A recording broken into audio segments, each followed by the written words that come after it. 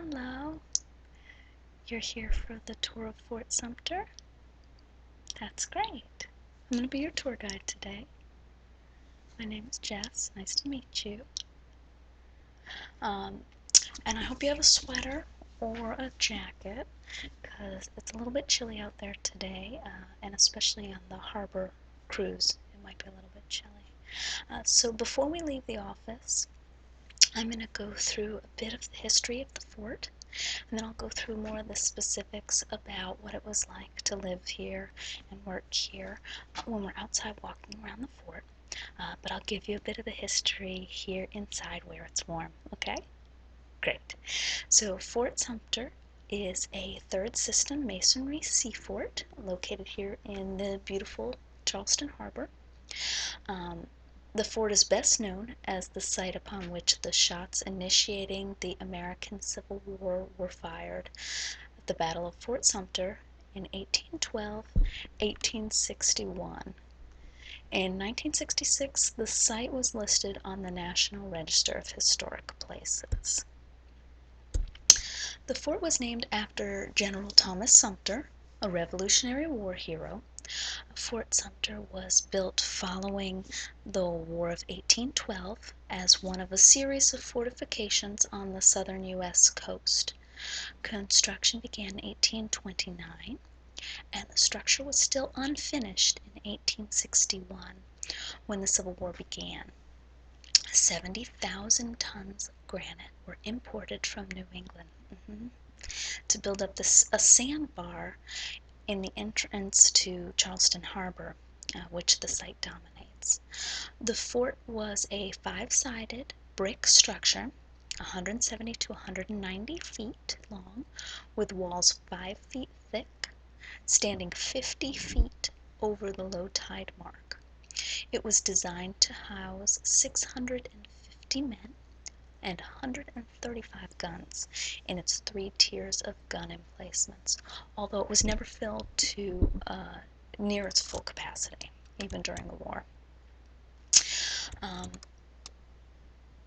On December 26, 1860, 6 days after South Carolina declared its secession, U.S. Army Major Robert Anderson abandoned the indefensible Fort Moultrie and secretly relocated companies E and H, which were 127 men, 13 of which were musicians, of the 1st U.S. Artillery to Fort Sumter on his own initiative without orders from Washington. He thought that providing a stronger defense would delay an attack by South Carolina militia. The fort was not yet complete at the time, and fewer than half of the cannons that should have been available were in place due to military downsizing by President James Buchanan. Over the next few months, repeated calls for evacuation of Fort Sumter from the government of South Carolina and then from Confederate Brigadier General P.G.T. Beauregard were ignored. Union attempts to resupply and reinforce the garrison were repulsed on January 9, 1861, when the first shots of the war fired by cadets from the Citadel, the military college of South Carolina, prevented the steamer Star of the West, hired to transport troops and supplies to Fort Sumter, from completing the task. After realizing that Anderson's command would run out of food by April 15, 1861, President Lincoln ordered a fleet of ships under the command of Gustav V. Fox to attempt entry into Charleston Harbor and supply Fort Sumter. The ships assigned were the steam sloop of war USS Pawnee, steam sloop of war USS Powhatan, transporting motorized launches and about 300 sailors secretly removed from the Charleston fleet to join in the forced reinforcements of Fort Pickens in Pensacola, Florida.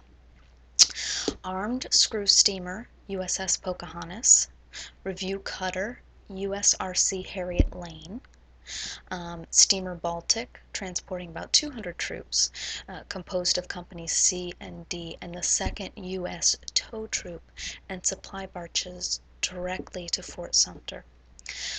By April 6, 1861, the first ships began to set sail for their rendezvous off the Charleston bar.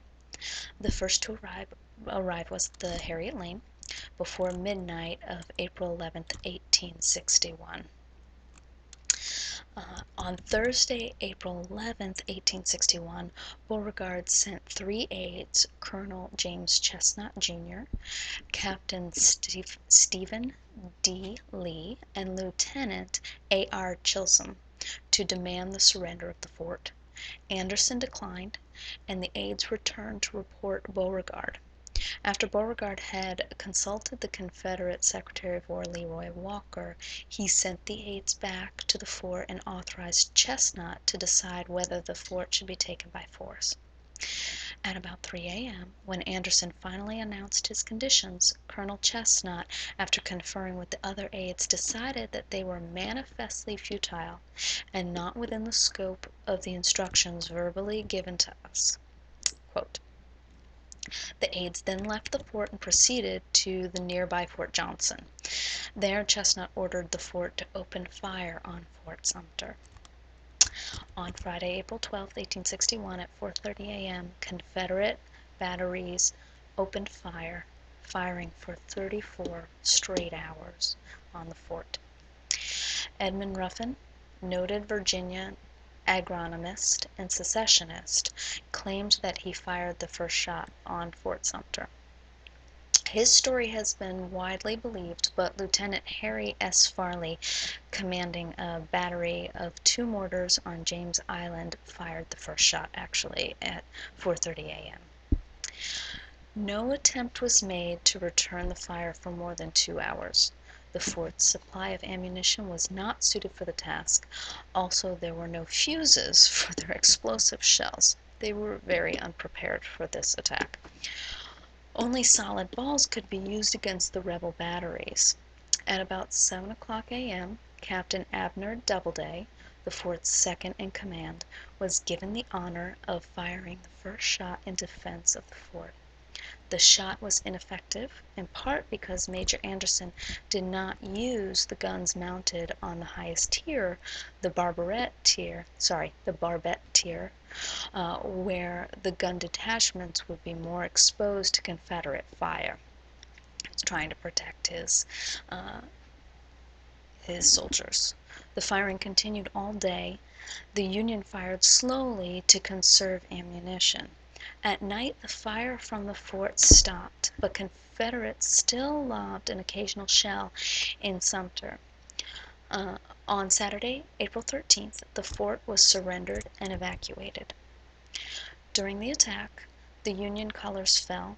Lieutenant Norman J. Hall risked life and limb to put them back up, burning off his eyebrows permanently. A Confederate soldier bled to death, having been wounded by a misfiring cannon. 1 Union soldier died, and another was mortally wounded during the 47th shot of a 100-shot salute allowed by the Confederacy. Afterwards, the salute was shortened to 50 shots. Accounts such as the famous diary of Mary Chestnut describe Charleston residents along what is known as the Battery, sitting on balconies and drinking salutes to the start of the hostilities. The Fort Sumter flag became a popular patriotic symbol after Major Anderson returned north with it. The flag is still displayed in the Fort Museum, and we'll look at that later. A supply ship, Star of the West, took all the Union soldiers to New York City. They were welcomed and honored with a parade on Broadway. So that is the main history of the first shot. Union efforts to retake Charleston Harbor began on April 7, 1863, when Rear Admiral Samuel Francis DuPont, commander of the South Atlantic blockading squadron, led the ironclad frigate New Ironsides, which you may have heard of, the tower ironclad Keokuk, and the monitors Weehawken, Passaic, and Montauk Patapsco, Nantucket, Catskill, and Nahant in an attack against the harbor defenses. The attack was unsuccessful. The new Ironsides never effectively engaged, and the ironclads fired only 154 rounds while receiving 2,209 from the Confederate defenders. Due to damage received in the attack, the Keokuk sank the next day, 1,400 yards off the southern tip of Morris Island. Over the next month, working at night to avoid the attention of the Federal squadron, the Confederates salvaged the Keokuk's two 11-inch Dahlgren guns. One of the Dahlgren guns is in the fort, and we will take a look at that. The Confederates, in the meantime, were strengthening Fort Sumter. A workforce of just under 500 slaves, under the supervision of Confederate Army engineers, were filling casements with sand, protecting the gorge walls with sandbags, and building new traverse blindages and bomb-proofs. Some of Fort Sumter's artillery had been removed, but 40 pieces were still mounted.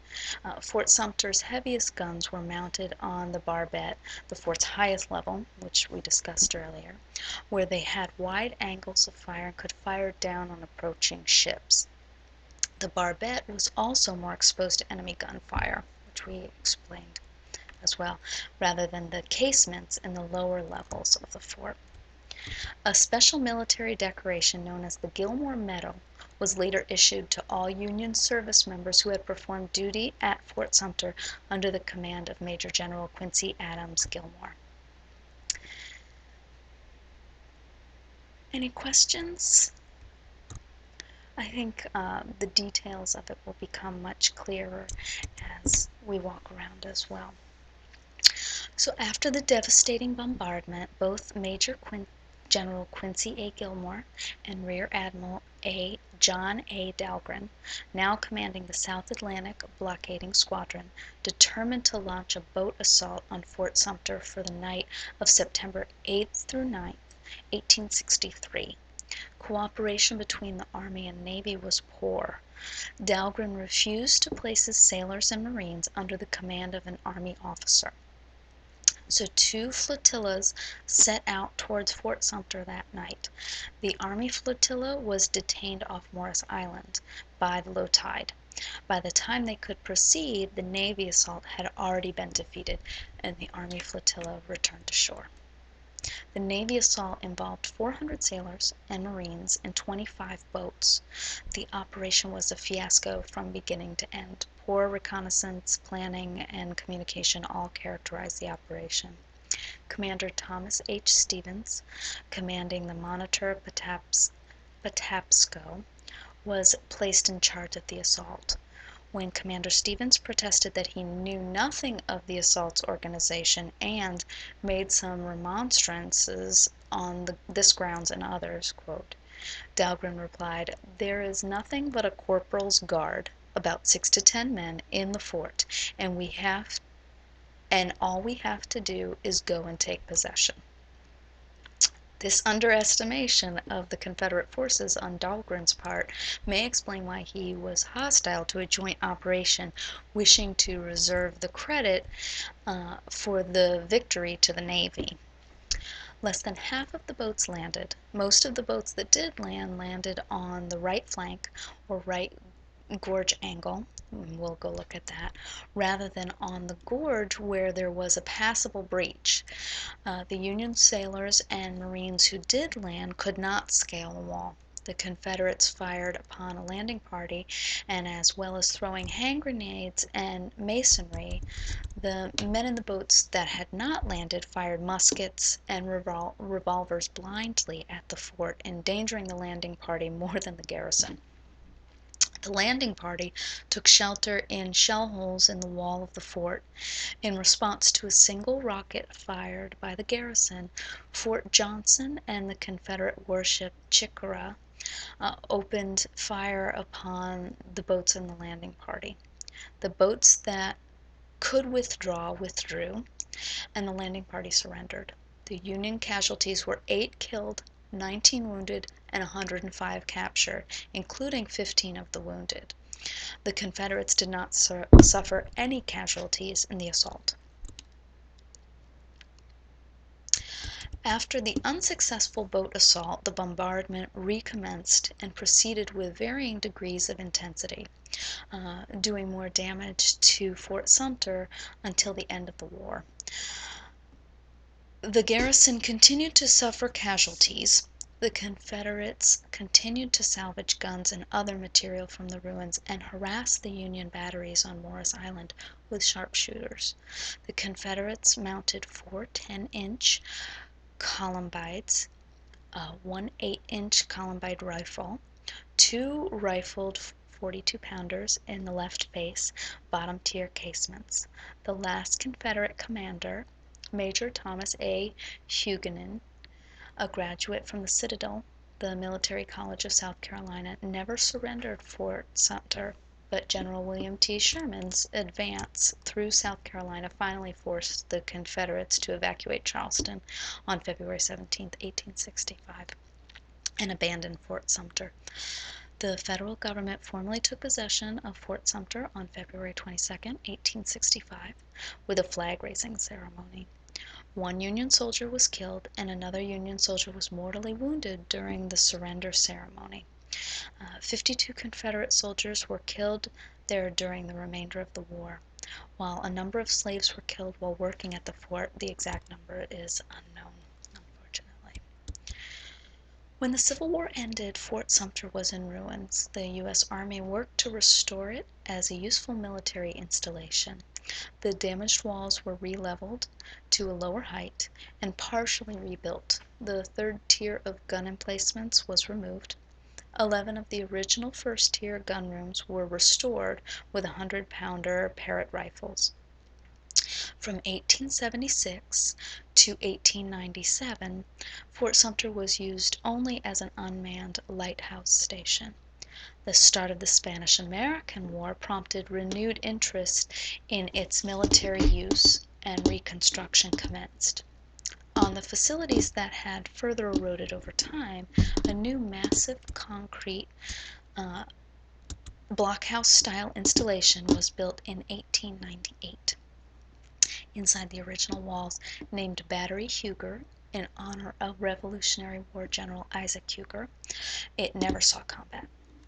Fort Sumter National Monument encompasses 3 sites here in Charleston: the original Fort Sumter, the Fort Sumter Visitor Education Center, which we're in right now, and Fort Moultrie on Sullivan's Island. Access to Fort Sumter itself is by a 30-minute ferry ride from the Fort Sumter Visitor Education Center, or Patriots Point, so we will take that ferry ride very soon. The Visitors Education Center here is a museum and features exhibits about the disagreements between the North and South that led to the incidents of Fort Sumter. The museum at Fort Sumter focuses on the activities at the fort, including its construction and role during the Civil War. We'll walk through the rest of the museum before we get on the harbor cruise, and then you'll have time after we return if you would like to spend more time on your own in the museum. April 12th, 2011 marked the 150th anniversary of the start of the Civil War. There was a commemoration of the events by thousands of Civil War reenactors with the encampments in the area. And the United States stamp of Fort Sumter and first day cover was issued on that day. We have those in the gift shop as well. Are there any questions that you have for me before we go into the museum and look around? Okay, well, what we will do is we'll walk around briefly around the museum. I'll give you a brief tour and point out some special items that we've just discussed, and you'll have plenty of time to look in there after as well. And then we'll get on the harbor cruise that's in about, let's see what time it is. It's in about 15 minutes. Get on the harbor cruise, go over to the fort. You can look all around the fort, and I'll give you a tour going through some of the key points of the fort. You are welcome to then stay in the fort if you want to spend some of your own time there. And then the harbor cruise runs every half hour, so you can come back whenever you're ready and spend some more time in the museum. Okay? Alright, well, I know that was a lot of information, and I'd just like to give that background before we start, but it'll all become clearer as you start to really look at the items and look at the fort in the museum and over at the fort itself. Okay, you've got your jackets for the... Do you need to get anything out of the car? Okay, then we're going to go right into the museum, and the museum will take us right out to the ferry. Alright? Okay, I'll see you over in the museum. Bye.